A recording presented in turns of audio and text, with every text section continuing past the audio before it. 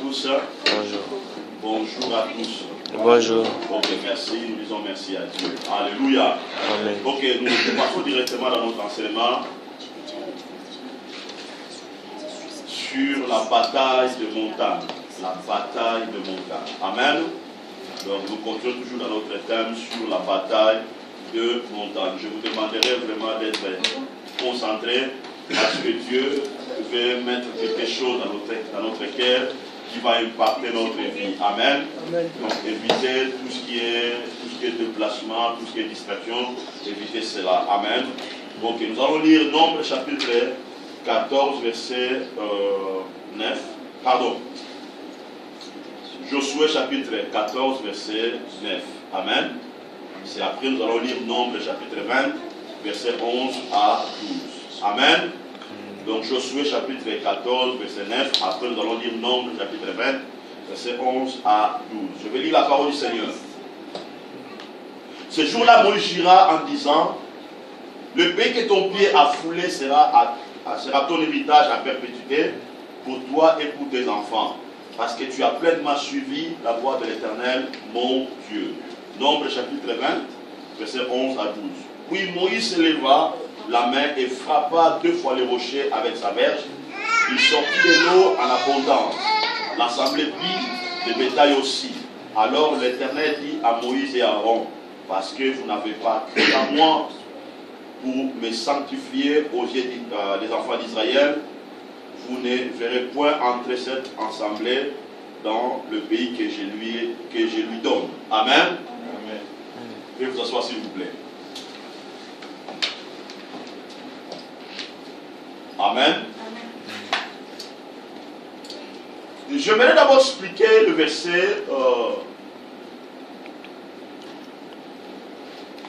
de Nombre chapitre 20 verset 11 à 12 pour comprendre comment Moïse était un grand leader. Comment il avait la capacité de se démarquer lorsqu'il y a un changement, prend place au milieu de l'environnement dont il opérait. Dieu avait choisi Moïse pour que Moïse puisse amener le peuple d'Israël dans la terre promise. Amen. Amen. C'est l'idée initiale que Dieu avait dit à Moïse lorsqu'il l'a choisi. Lorsqu'il lui a donné la mission d'aller délivrer le peuple, c'est cette parole-là que Dieu avait dit à Moïse: tu délivreras mon peuple par ma main puissante et tu leur amèneras dans la terre promise. Alléluia. Amen. Mais pendant le voyage, quelque chose va se passer. Pendant le voyage, Dieu va changer les choses. Et comment Dieu avait changé les choses? C'est lorsque Moïse n'a pas suivi les instructions que Dieu avait mis en place. Parce que Dieu lui avait dit de frapper le rocher une fois, Moïse a frappé 2 fois. Amen. Amen. Le résultat était là, mais Dieu n'était pas satisfait face à ce résultat. Amen. Amen. Et Dieu va dire à Moïse: tu ne m'as pas sanctifié devant le peuple d'Israël. Devant mon peuple. Alléluia. Et Dieu a dit à Moïse et à Aaron: vous ne verrez point ce peuple entrer dans la terre promise. Donc Dieu a dit: vous, toi et Aaron, Moïse et Aaron, vous ne verrez pas ce peuple entrer dans la terre promise. Amen. Donc cela veut dire, le voyage de Moïse s'était limité là. Amen. Donc Moïse avait eu l'interdiction de la part de Dieu de ne pas voir comment les peuples vont entrer dans la terre promise. Donc cela veut dire que Moïse ne devait pas entrer dans la terre promise. Amen. Mais regardez quelque chose, regardez ce qui va se passer. pendant ce moment-là, Moïse n'était pas découragé par rapport à cette parole venant de la part de Dieu. Moïse avait la capacité de lire la puissance de Dieu, la pensée de Dieu à l'intérieur de cette parole. Et voilà ce que Moïse va faire. Moïse va rendre son leadership dynamique. Cela veut dire que Moïse a changé le fonctionnement d'opération dans son leadership. Amen. Moïse était conscient que lui n'entrera pas dans la terre promise, ainsi que Aaron. Amen. Mais Moïse va préparer un peuple. Moïse va équiper un peuple. Moïse va équiper des leaders qui vont prendre le bâton pour conduire le peuple à la terre promise. Amen. Je crois que je vous avais dit, Moïse, malgré qu'il n'avait pas entré dans la terre promise, mais il avait déjà vu la terre promise par sa vision. Amen. Comment? Parce que Moïse avait envoyé des espions pour aller explorer. Pardon, il avait envoyé Caleb, Josué et les autres pour aller explorer le pays. Amen. Et de lui apporter les rapports.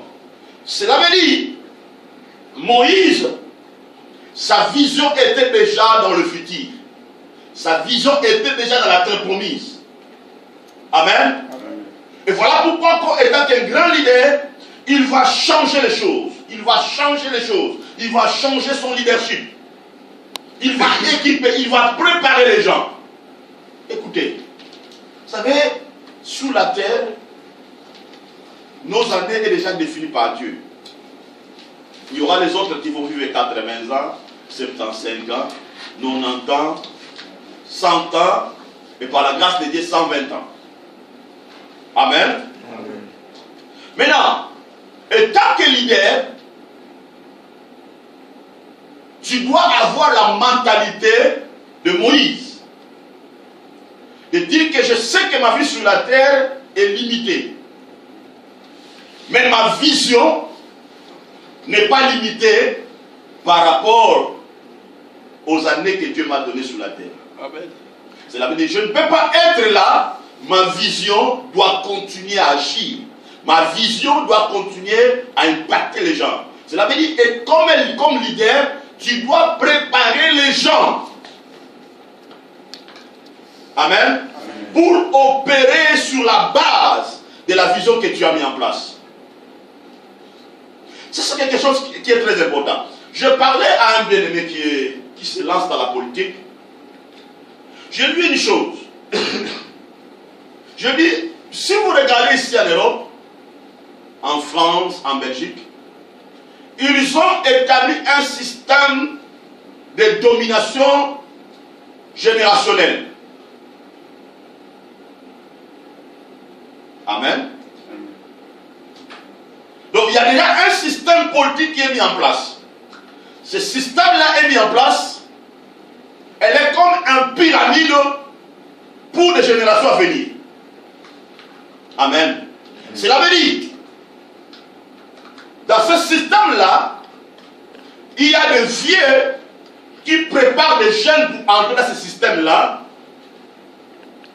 pour que ce système-là soit fort, pour que ce système-là reste stable pour la continuité. C'est pour cela, lorsque vous lisez l'histoire de la France, vous allez voir, à l'époque, il y a eu le général de Gaulle, de François Mitterrand, amen, de Jacques Chirac. Mais vous allez voir des maladies. Mais vous allez voir, autour de ce système-là, il y avait des gènes qui étaient dans ce système-là. Ces gènes-là étaient préparés pour continuer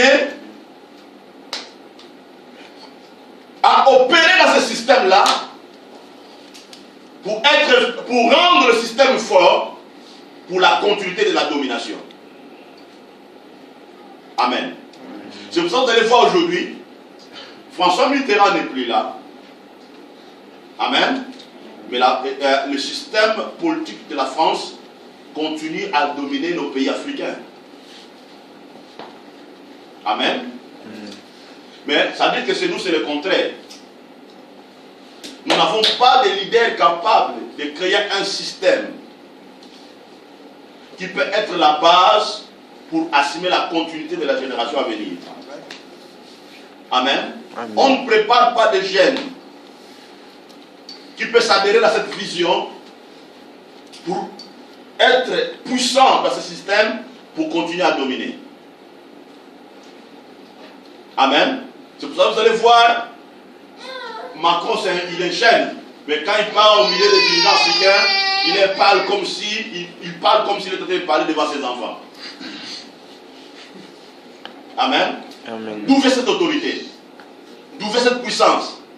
C'est parce que les leaders qui étaient avant lui, ils avaient bâti un système fort. Ce système-là permet aux jeunes de continuer à faire quoi? À dominer. Vous continuez. Et ce principe-là vient de la Bible. Vous comprenez? Moïse avait compris ça. Moïse avait compris que non, moi je n'entrerai pas dans la terre promise. Vous comprenez? Mais je dois adhérer les gens qui sont autour de moi. Les gens que je vis, qui sont intelligents, qui sont capables, qui sont puissants, je vais les adhérer dans la vision. Amen. Enfin, qu'ils puissent accomplir le but de Dieu, le mandat de Dieu sur la terre. Donc, c'est un système puissant que nous devons bâtir dans nos structures, nous devons bâtir dans nos familles, nous devons bâtir dans nos entreprises, nous devons bâtir dans l'église, nous devons bâtir dans tous les systèmes. Amen. Donc, on voit que Moïse n'était pas un leader égoïste, mais il était un leader qui avait une vision futuriste. Alléluia. Amen. Donc, ne bâtis pas un système, si toi tu n'es pas là, tout tombe. Non. Si toi tu peux être là où tu n'es pas là, tu peux être là où tu n'es pas là, mais il faut que ta vision puisse continuer à impacter les gens, à renforcer la vie des gens.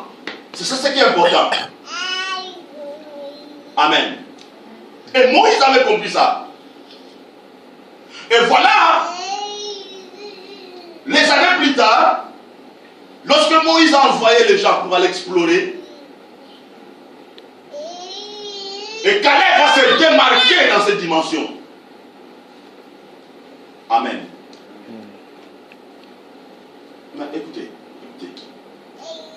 Je crois que Moïse ne pensait pas que Caleb devait, en retournant, Caleb devait retourner avec cette dimension-là. Amen. Lorsque Caleb est allé à Kadesh Barnea, lorsque Caleb a vu tout ça, il a vu des montagnes, il a vu des géants, il a vu des fistanages, il a vu toutes ces difficultés-là, toutes ces choses-là n'avaient pas adhéré dans l'esprit de Caleb. Mais ça a renforcé la foi, la détermination de Caleb. Caleb a dit non.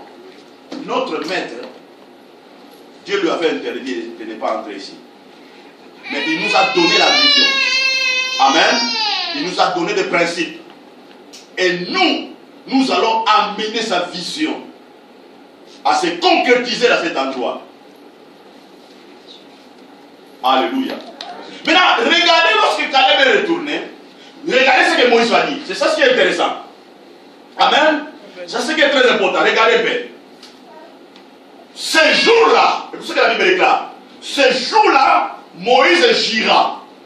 Ce jour-là, Moïse gira. Donc on voit qu'il y a une autre dimension. Donc Moïse entre dans notre dimension. Moïse a dit, waouh, je peux maintenant aller dans la paix. Je peux maintenant mourir dans la paix. Parce qu'il y a des nouveaux Moïse qui se sont élevés. Amen.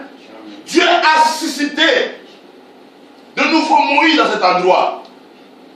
Ce jour-là, Moïse gira en disant, le pays que ton pied a foulé sera ton héritage. le pays que ton pied a foulé. Amen. Ton pays que, le pays que ton pied a foulé sera ton héritage à perpétuité. Amen. Maintenant, suis-moi très bien. Donc on voit que lorsque Caleb est retourné, il a donné les rapports. Amen. Contrairement à ses frères qui avaient donné les rapports négatifs en déployant le peuple, un événement divin était intervenu en faveur de Caleb. Amen. Un événement divin était intervenu en faveur de Caleb. Lorsque Moïse gira en disant, le pays que ton pied a foulé sera ton héritage à perpétuité. Donc on sent qu'il y a une prophétie qui a été libérée. Amen. Sur Caleb. Maintenant, je pose la question. Est-ce que c'est Dieu qui parle ici? C'est Moïse qui parle. Moïse, il parle au nom de Dieu par rapport au mandat que Dieu lui avait donné dès le début de son appel. Parce que Dieu lui avait dit, tu amèneras le peuple à la terre promise. Amen. Mais Moïse maintenant avait reçu l'interdiction d'entrer. Mais Moïse avait encore le mandat. Donc Moïse, dans notre message, Moïse a dit, prophétiquement Moïse a dit, Seigneur, tu m'as interdit d'entrer dans la terre promise, mais j'ai sur moi le mandat. Par ce mandat-là, je jure. Amen. Je jure à donner à Caleb l'héritage. À cause de sa foi, à cause de sa détermination, à cause qu'il a compris le mandat que tu m'as donné. Amen. Écoutez, la prophétie est comme la base que Dieu pose dans votre vie pour que vous en servez pour changer votre vie. Amen. Amen. Amen. Donc, la prophétie est comme la base que Dieu pose dans votre vie pour que vous en servez pour changer votre vie. Amen. Alléluia. Donc vous devez comprendre ça. C'est très important de comprendre. Donc chaque parole que Dieu vous donne, elle est comme le fondement que Dieu vous donne pour que vous puissiez s'en servir pour changer votre vie. Maintenant, Moïse a donné à Caleb la prophétie. Amen. Maintenant, Caleb devait s'en servir de cette parole pour entrer en action et amener cette prophétie à l'accomplissement. C'est ça qui est très important. Amen. La prophétie vous donne la puissance, l'autorité, la légitimité d'agir au nom de Dieu. Amen. La prophétie vous donne la puissance, l'autorité et la légitimité d'agir au nom de Jésus ou au nom de Dieu. Vous devez écrire ça, c'est très important. Lorsque Dieu te donne une parole, lorsque Dieu te donne la prophétie, celle-ci est accompagnée avec la puissance, l'autorité. Elle te donne la légitimité d'agir au nom de l'Éternel. Amen. Cela veut dire que Caleb avait reçu la puissance, l'autorité, la légitimité d'agir au nom de l'Éternel. Cela veut dire toute puissance qui devait se mettre face à Caleb devait se soumettre par rapport à la puissance, à l'autorité et à la légitimité qui donnait à Caleb le pouvoir d'agir au nom de l'Éternel. Amen. Maintenant écoutez, cette prophétie n'était pas un cadeau que Moïse avait donné à Caleb. Amen. Amen. Cette prophétie n'était pas un cadeau que Moïse avait donné à Caleb. Mais c'était un poids de la responsabilité que Moïse avait chargé sur celui-ci. Oh oh. Cette prophétie n'était pas un cadeau que Moïse avait donné à Caleb.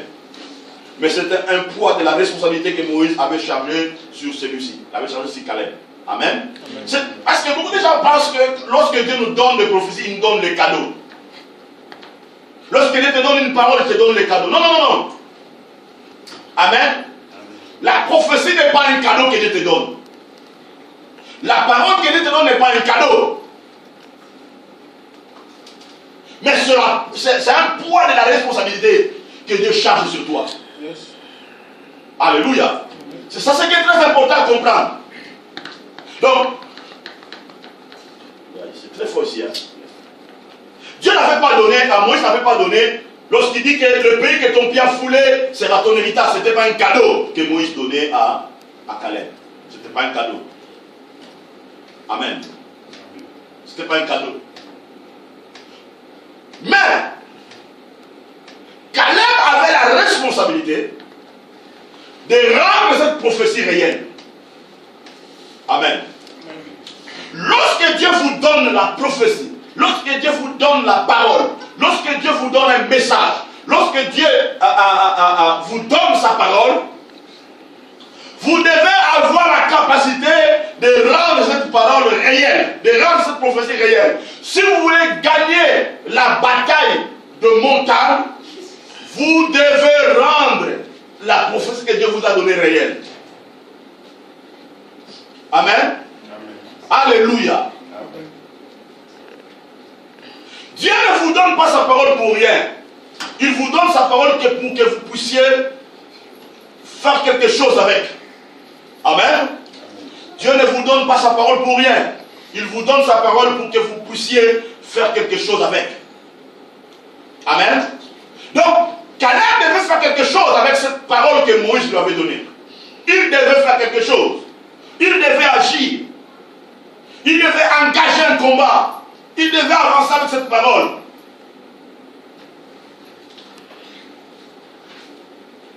On devient fort. On devient fort.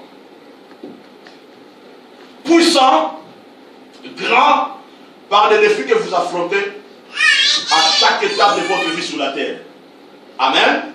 On devient fort, puissant, grand, par les défis que vous affrontez à chaque étape de votre vie sur la terre. Alléluia. Donc, durant votre vie sur la terre, il y aura toujours des montagnes qui se mettront devant vous. Quel est l'objectif de ces montagnes? C'est de vous faire reculer en arrière.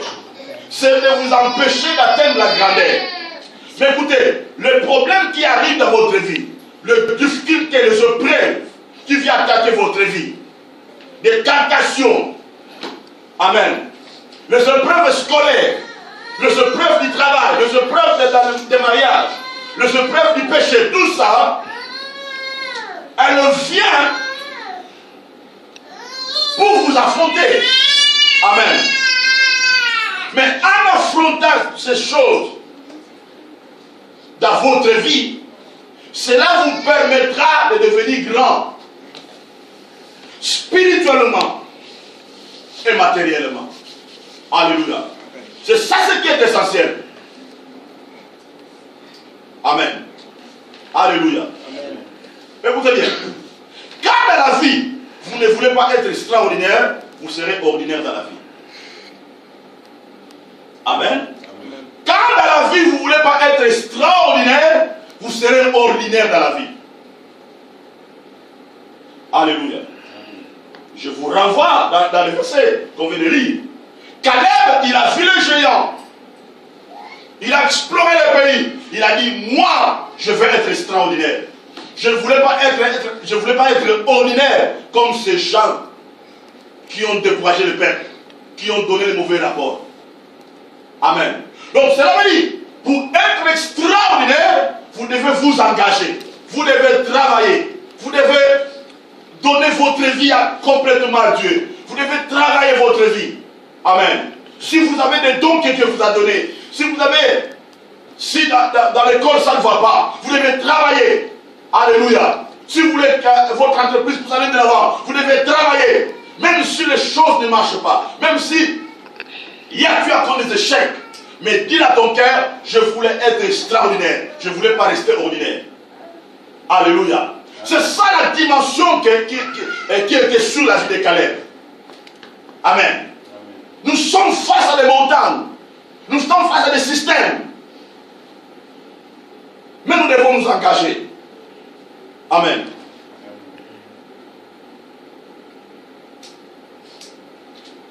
Si vous avez le pouvoir ou les promesses de Dieu, si vous ne faites rien avec, vous n'allez rien devenir. Amen. Si vous avez le pouvoir, les promesses de Dieu, si vous ne faites rien, vous n'allez rien devenir. On devient quelque chose lorsqu'on engage à faire quelque chose.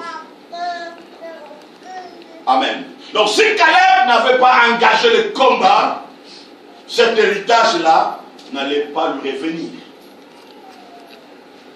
Amen.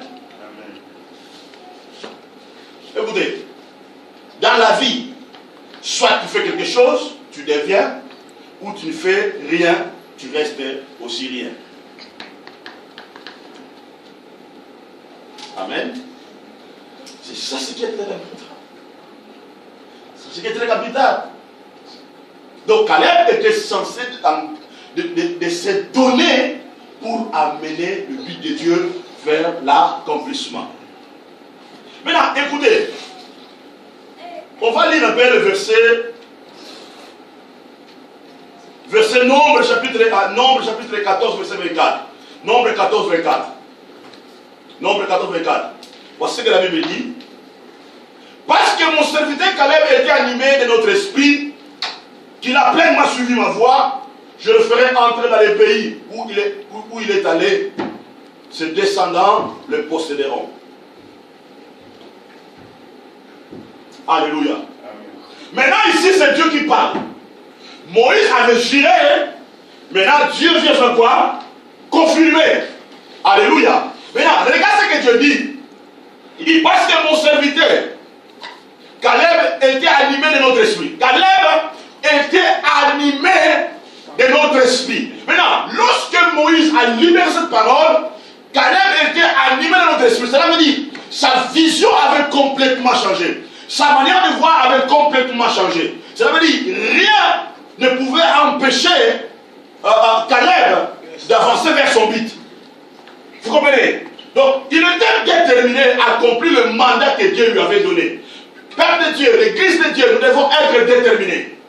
Alléluia. Nous devons être déterminés. Il y a un détail important.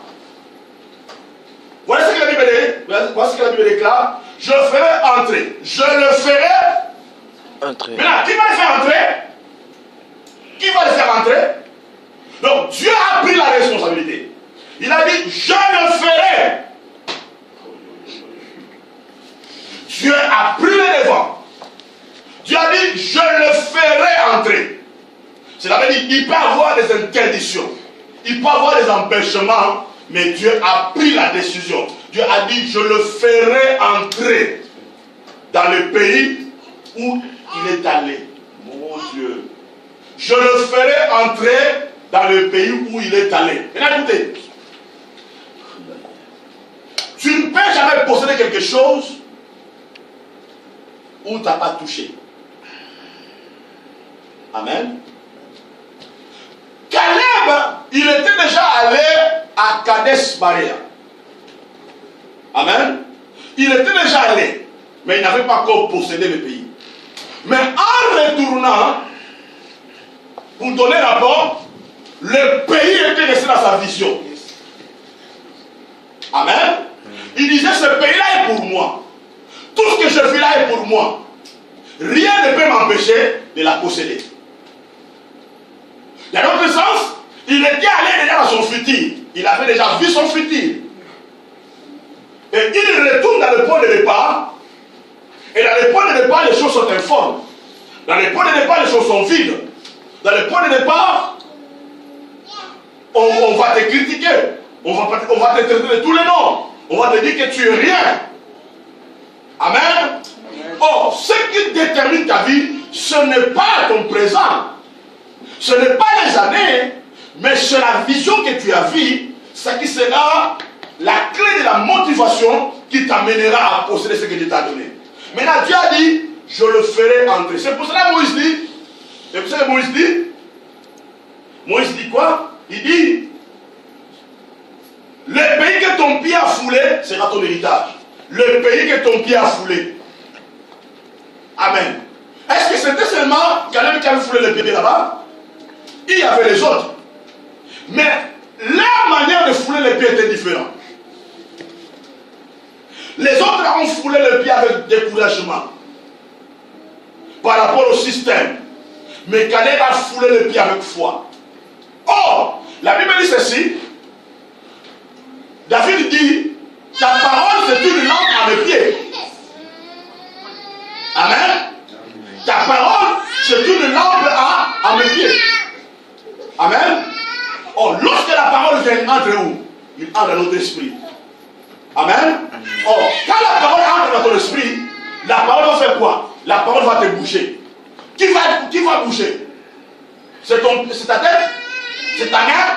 C'est le pied qui va bouger. Cela veut dire, la parole va transmettre la puissance dans tes pieds pour bouger. C'est pour cela, lorsque Bartimée, on l'a appelé, Jésus lui a appelé, mon Dieu, c'est le pied qui était mis en mouvement. Cela veut dire, la foi était dans le pied de Bartimée. Parce que le scientifique, on dit, normalement, l'homme ne voit pas seulement par ses yeux. Amen. Amen. Donc, il y a, on appelle ça comment? C'est à partir du pied. Donc, cela veut dire la connexion de la vie de l'homme est liée aussi dans le pied. Amen. Donc, l'homme voit dans ses yeux, il voit aussi par ses mains, il voit aussi par ses pieds. Vous comprenez? Et lorsque tu as la détermination, tu as la foi, ton corps entrera dans le mouvement de la puissance de Dieu pour aller affronter. Je prie que cette année, je prie que dans notre vie, Dieu nous fait entrer dans le mouvement. Alléluia. Amen. C'est ça ce qui est tellement important. Maintenant, écoutez. Écoutez. Caleb avait la foi. Avait la foi qui reste dans la durée. Amen. Caleb avait la foi qui reste dans la durée. Cela veut dire, la foi, sa foi était là. Il peut raconter Jéricho, sa foi reste. Il peut raconter la mer rouge, sa foi reste. Il peut raconter Jourdain, sa foi reste. Cela veut dire, le problème n'avait pas le pouvoir de perturber ou d'inquiéter la foi de Caleb. Nous devons avoir la foi qui est dans la durée pour continuer à affronter les problèmes. Écoutez, pourquoi nous devons avoir la foi qui reste dans la durée? Écoutez, si vous n'avez pas la foi, vous aurez quoi? Vous aurez la peur. Amen. La peur ne vient pas de Dieu. La peur vient du diable. Parce que la Bible déclare, vous avez l'esprit, vous avez quoi? L'esprit, n'avez pas laissé l'esprit de la timidité pour être dans la crainte. Mais nous avons reçu l'esprit de Dieu pour crier Abba Père. Alléluia. C'est ça qui est tellement important. Vous comprenez? C'est très important, c'est très capital de comprendre ça. Alléluia. C'est très important de comprendre ça. Amen. Suis-moi très bien ici. Ne soyez pas distrait, s'il vous plaît. Suis-moi très bien ici. Amen. Maintenant, écoutez. La paix vous fait perdre les combats avant même de s'engager dans la bataille. La peur vous fait perdre les combats avant même de s'engager dans la bataille. Je répète encore. La peur vous fait perdre les combats avant même de s'engager dans la bataille. Amen. Je répète encore.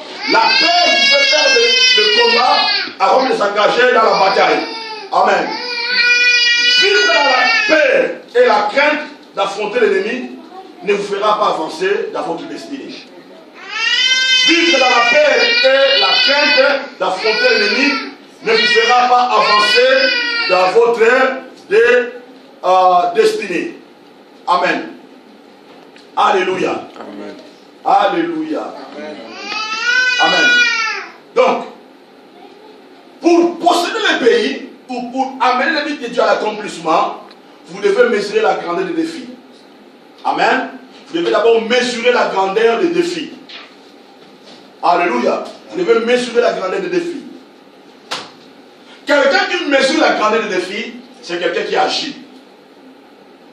Amen. C'est quelqu'un qui agit et engage le combat. Alléluia. C'est quelqu'un qui agit et qui engage le combat. Donc on voit dans la vie de Caleb, il y avait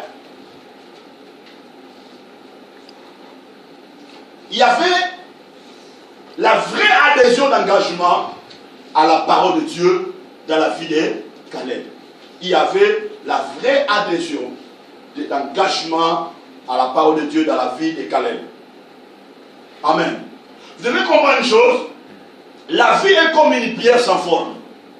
La vie est comme une pierre sans forme. Pour la donner forme, il faut la tailler. Amen. Pour la donner forme, il faut la tailler. Alléluia. Or, pour tailler quelque chose, ça vous demande de la détermination. Ça vous demande un esprit d'engagement. Ça vous demande beaucoup de sacrifices. Ça vous demande de payer le prix.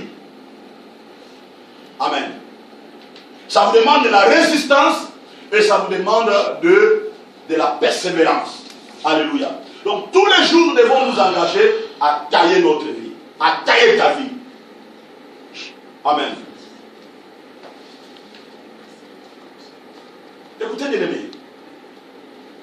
C'est pire erreur de dire que si j'ai échoué dans ma vie, c'est parce que je suis victime du système, de ma famille, de mon pays ou de mon environnement. Amen. C'est une pire erreur. C'est pire erreur de dire que si j'ai échoué, c'est parce que je suis victime du système, de ma famille, de mon pays ou de mon environnement. Alléluia. Dans la vie, si vous voulez réussir et avancer, ne dépendez pas de l'existence des autres. Ne dépendez jamais de l'existence des autres. Alléluia. Caleb n'avait pas ne s'est pas laissé, on dit quoi, embourber, hein? Amen. Dans tout ce que le gens disaient, les rapports là, Caleb n'était pas dedans. Amen. Je vais lire le dernier verset. La Bible dit ceci. On va lire des versets. Deutéronome 11, 24. La Bible dit ceci. Tous les lieux que foulera la plante de vos pieds sera à vous. Votre frontière s'étendra du désert au Liban et du fleuve d'Ephrata jusqu'à mer occidentale. Mais écoutez, tous les lieux que foulera les plantes de vos pieds sera à vous. Cela veut dire, si tu ne foules pas les pieds, cet endroit-là ne sera pas à vous. Amen. On ne parle pas du territoire, peut-être que tu foules tes pieds.